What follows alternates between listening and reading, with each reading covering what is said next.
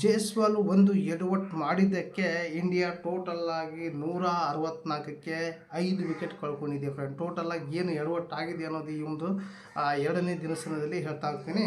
Total ಆಗಿ ಆಸ್ಟ್ರೇಲಿಯಾದವರು 474ಕ್ಕೆ all out ಆದರು friend. Total ಆಗಿ ಸ್ಟೀವನ್ ಸ್ಮಿತ್ 39 ಮಾಡಿ ಲಂಚ್ ಹೋಗಿದ್ರು. ಬಂದ ತಕ್ಷಣ 140ಕ್ಕೆ ಔಟ್ ಆಗಿದ್ರು ಆಕಾಶ್ದೀಪ್ಗೆ.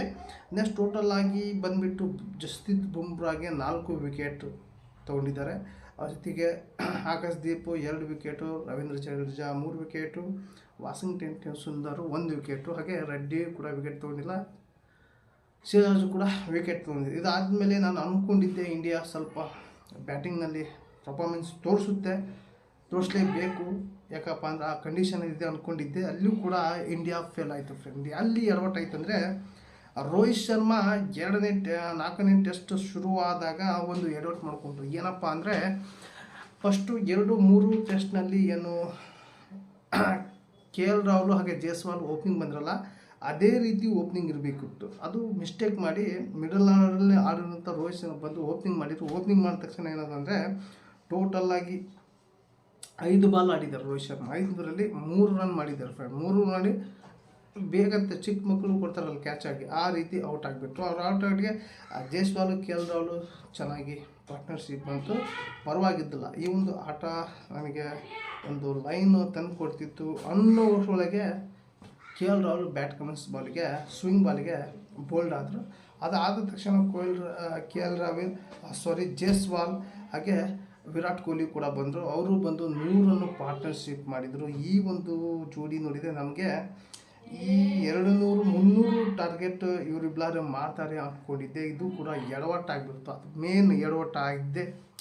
ಇಂಡಿಯಾ 164ಕ್ಕೆ 5 ವಿಕೆಟ್ ಕಳ್ಕೊಳ್ಳೋ ಪ್ರಮುಖ ಕಾರಣ ಈ ಒಂದು ರನ್ಔಟ್. ಜೈಸ್ವಾಲ್ಗೆ ಆ ಒಂದು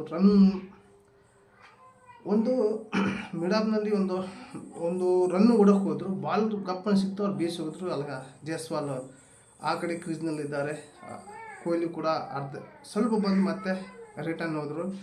ಜೈಸ್ವಾಲ್ ಪೂರ್ತಿ ಆ ರೀತಿ ಅಲ್ಲಿ ಹೋಗಿದ್ದಕ್ಕೆ ಜೈಸ್ವಾಲ್ ಔಟ್ ಆದರು. ಅಲ್ಲಿ ಔಟ್ ಆದ ತಕ್ಷಣವೇ ನೆಕ್ಸ್ಟ್ ಅವ್ರ ಜೊತೆಗೆ ಆಕಾಶ್ದೀಪ್ ಕಳಿಸಿದ್ರು ಸರ್. ಇದು ಕೂಡ ಎಡವಟ್ಟಾಗಿತ್ತು. ಆಕಾಶ್ದೀಪ್ ಕಳಿಸೋದು ಎಡವಟ್ಟಿತ್ತು ಈ ಒಂದು ಟೈಮ್ನಲ್ಲಿ. ಆಕಾಶ್ದೀಪ್ ಕಳಿಸಿದ್ರು, ಅದ್ರ ಜೊತೆಗೆ ವಿರಾಟ್ ಕೊಹ್ಲಿನೂ ಕೂಡ ಔಟ್ ಆಗಿಬಿಟ್ರು. ಔಟ್ ಆದ ತಕ್ಷಣವೇ ಮತ್ತೆ ಆಕಾಶ್ದೀಪ್ ಕೂಡ ಔಟ್ ಆಗಿಬಿಟ್ರು. ಔಟ್ ಆದ ತಕ್ಷಣ ರಿಷಬ್ ಪಂತ್ ಹಾಗೆ ಜಡೇಜಾ ಕೂಡ ನಾಳಿನ ಆಟ ಕಾಯ್ಕೊಂಡಿದ್ದಾರೆ. ಆಕಾಶ್ದೀಪ್ 0ಕ್ಕೆ ಔಟ್ ಆದರೆ KL ರಾಹುಲ್ 24ಕ್ಕೆ ರನ್ ಮಾಡಿದರು. ಹಾಗೆ ವಿರಾಟ್ ಕೊಹ್ಲಿ 36 ರನ್ನು, ಹಾಗೆ ಪಂತು 6, ಜಡೇಜಾ 4 ನಾಳಿನ ಆಟ ಕಾಯಿಸ್ಕೊಂಡಿದ್ದಾರೆ. ನೋಡೋಣ ಫ್ರೆಂಡ್ ಏನಾಗುತ್ತೆ ಅಂತ. ಆದರೆ ಇದು ನನಗನ್ನಿಸುತ್ತೆ ಹೋದನೇ ಸಲ ಹಂಗೋ ಹಿಂಗೋ ಮಾಡಿ ಫಾಲೋ ಆನ್ ಭೀತಿಯಿಂದ ಹೊರಗೆ ಬಂದರು. ಈ ಸಲ ಏನಾದರೂ ಈ ಒಂದು 2 ವಿಕೆಟ್ ಜಡೇಜಾ ಹಾಗೆ ಪಂತು ಹಾಗೆ ರೆಡ್ಡಿ ಏನಾದರೂ 200 ರನ್ನು ಹಾಗೂ ಒಳಗಡೆ ಏನಾದರೂ ಔಟ್ ಆದರೆ ಇದು ನನಗನ್ಸೋ ಮಟ್ಟಿಗೆ ಫಾಲೋ ಆನ್ ಭೀತಿಯಲ್ಲಿ ಮತ್ತೆ ಭಾರತ ಹೋಗುತ್ತೆ, ಮತ್ತು ಬ್ಯಾಟಿಂಗ್ ಆಡುತ್ತೆ. ಬ್ಯಾಟಿಂಗ್ ಆಡಿ ಏನೋ 300-200 ರನ್ನು ಮಾಡಿದರೂ ಕೂಡ ಅವರು ಬಂದು 300 ರನ್ ಮಾಡಿದರೆ ಅವ್ರು ಬಂದು ಆಸ್ಟ್ರೇಲಿಯಾದವ್ರು ಹೊಡಿತಾರೆ. 200 ರನ್ ಮಾಡಿದರೂ ಕೂಡ ಆಸ್ಟ್ರೇಲಿಯಾದವರು ವಿನ್ ಆಗ್ತಾರೆ, ಇನ್ನಿಂಗ್ಸ್ ವಿನ್ ಆಗುತ್ತೆ ಫ್ರೆಂಡ್. ಟೋಟಲ್ ಆಗಿ ಈ ಒಂದು ನಾನು ಈ ಒಂದು ಮ್ಯಾಚ್ ನೋಡ್ತಾ ಇದ್ದರೆ ಎಲ್ಲೋ ಕೈ ಕೊಡ್ತಾ ಇದೆ ಅನ್ನೋ ಒಂದು ಸೂಚನೆ ಆಗ್ತಾ ಇದೆ. ಅಂದರೆ ಇವತ್ತು ನನಗೆ ಚೇಂಜಸ್ ಕಂಡಿದ್ದಂದರೆ 3 ಬ್ಯಾಟಿಂಗ್ ಲೈನ್ ಚೇಂಜ್ ಇತ್ತು ಫ್ರೆಂಡ್. ಇವತ್ತು KL ರಾಹುಲ್, ಜೈಸ್ವಾಲ್ ಹಾಗೆ ವಿರಾಟ್ ಕೊಹ್ಲಿ ಅವ್ರ ಬ್ಯಾಟಿಂಗ್ನಲ್ಲಿ ಏನೋ ಒಂದು ಶೈಲಿ ಇತ್ತು. ಆ ಶೈಲಿ ಏನಪ್ಪ ಅಂದರೆ KL Rahul swing bowling out ಆಗಿದ್ದು, ಜೈಸ್ವಾಲ್ ರನ್ಔಟ್ ಆಗಿದ್ದು, ಕೊಹ್ಲಿ ಕಟನ್ ಕ್ಯಾಚ್ ಆಗಿದ್ದು ಈ ವಿಕೆಟ್ ಕೀಪರ್ಗೆ. ಅದೇ ಸ್ವಲ್ಪ ಮಿಸ್ಟೇಕ್ ಆಗಿದೆ.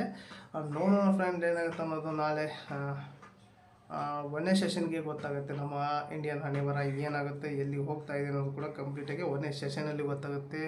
3ನೇ ದಿನ ಆಟ ಫಸ್ಟ್ ಸೆಷನಲ್ಲಿ ಗೊತ್ತಾಗುತ್ತೆ. ಹಾಗೆ ಈ ಒಂದು ವಿಡಿಯೋ ನಿಮ್ಗೆ ಇಷ್ಟ ಆದರೆ ಲೈಕ್ ಕೊಡಿ. ಹಾಗೆ ನಿಮ್ಗೆ ಏನು ಅನ್ಸುತ್ತೆ ಕಮೆಂಟ್ ಮೂಲಕ ತಿಳಿಸಿ. ಹಾಗೆ ನೀವು ಯಾರಲ್ಲ ಫಸ್ಟ್ ಟೈಮ್ ನನ್ನ ಚಾನಲ್ ನೋಡ್ತಾ ಇದ್ದೀರಿ, ನಾನು ನೋಡೋರಲ್ಲ ಒಂದು ಸಬ್ಸ್ಕ್ರೈಬ್ ಬಟನ್ ಪ್ರೆಸ್ ಮಾಡಿ ಅಂತ ವಿಡಿಯೋಲಿ ಎಂಡ್ ಮಾಡ್ತಾ ಇದ್ದೀನಿ. ಮತ್ತೆ ಟೇಕ್ ಕೇರ್, ಬಾಯ್.